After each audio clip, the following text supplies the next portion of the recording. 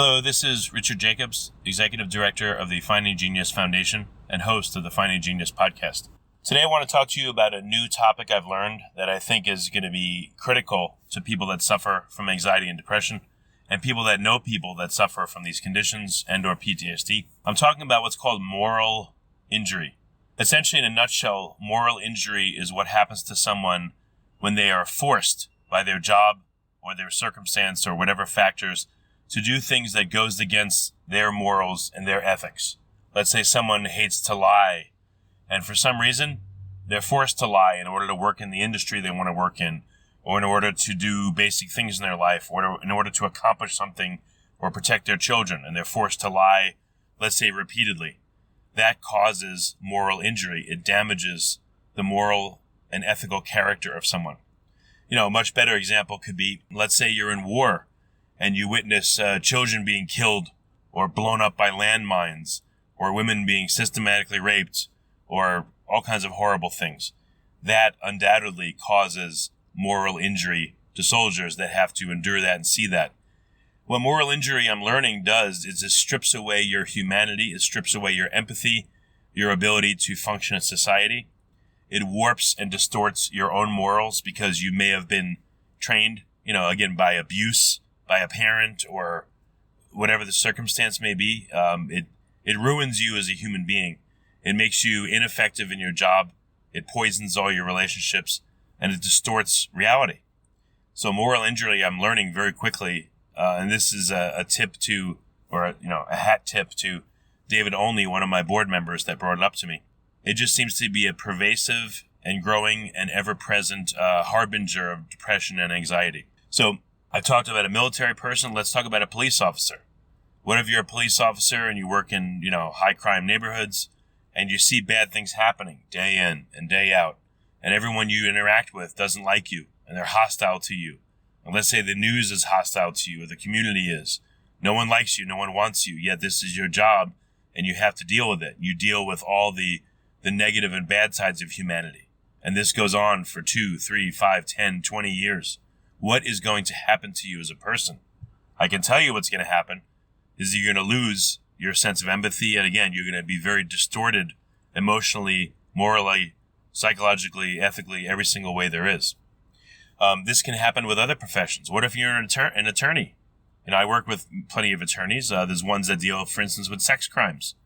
So if you deal with that for 5 years and that's what all your clients are about, it's going to distort you. It's going to affect you. And I've seen this with some of my attorney clients and ones we deal with. If you deal with family law and you deal with divorce and custody and fighting all the time, if you deal with DUI and the criminal justice system, if you deal with drugs. So attorneys are another whole class of people that are suffering moral injury day in and day out for years. This happens, again, over many, many industries to many people. It could even happen to people, let's say they run a daycare. They see that there's maybe poor parenting going on, or the kids are a mess, or they see like all the kids are, a significant number are now obese in their class when they never used to be. All these things happening in society, I believe, are contributing big time to the moral injury of everyone. And I believe this is warping society. It's accelerating and heightening depression and anxiety and PTSD. And it's helping to, unfortunately, put us on a faster path to a lot of trouble. And we all know what happened with COVID. I believe that has and continues to morally injure billions of people around the world. And that's why I call this the follow-on pandemic. And I think this is a major reason why. I'm very glad I discovered it. Again, it was because of David Olney, who is on my board, and I thank him very much for it. Quick definition. I just looked it up on Google. The National Center for PTSD under the VA, the Veterans Affairs Administration, classifies it as the distressing psychological, behavioral, social, and sometimes spiritual aftermath of exposure to events. So again, you witness something, you're forced to do something you don't want to do, you're forced to lie, or you see terrible things, you have to endure terrible conditions or abuse or whatever it is.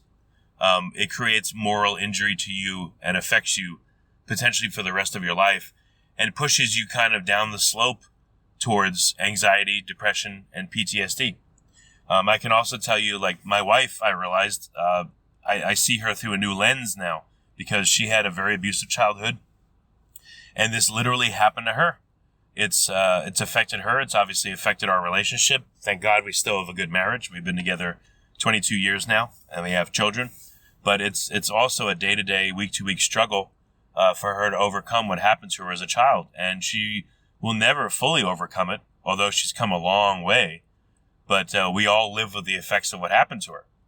So I hope that this is enlightening for you to listen to. I don't want it to depress you that this is so prevalent. But if you're aware of it, I believe what will happen to you is what's happening to me. I have a new pair of glasses through which I can see people.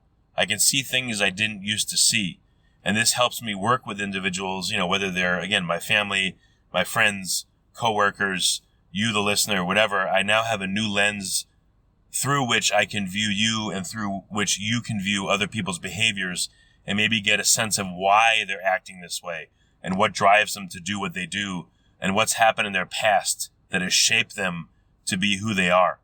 And if you suffer with anxiety, depression, PTSD, or know someone that does, my hope is that this gives you insight into what's going on with them. And my job here, my self-appointed job, is to get the research together to help to figure out how to treat and hopefully reduce and maybe even eliminate moral injury in some people so that everyone can, have better experiences and a happier life. So I have to make reference at the end of each of these podcasts because it's important. This is the effort we're working on, the CODEX. Again, the budget's going to be about $500,000. I am funding this myself with my own money and time, but I cannot do it all alone. That's why I ask for your help each time I speak to you. I ask you to go to findinggeniusfoundation.org and contribute something. $5, $10, $20, $50. If you have some time to help us research, whatever it may be. I'd like your help. We need your help to get this project to fruition and to get it fulfilled by December of 2022, which is my goal. I want it done, out in the world, and helping people by that time. And I need your help to do it. So thank you for listening as always. And I'm taking you on this journey as I learn more.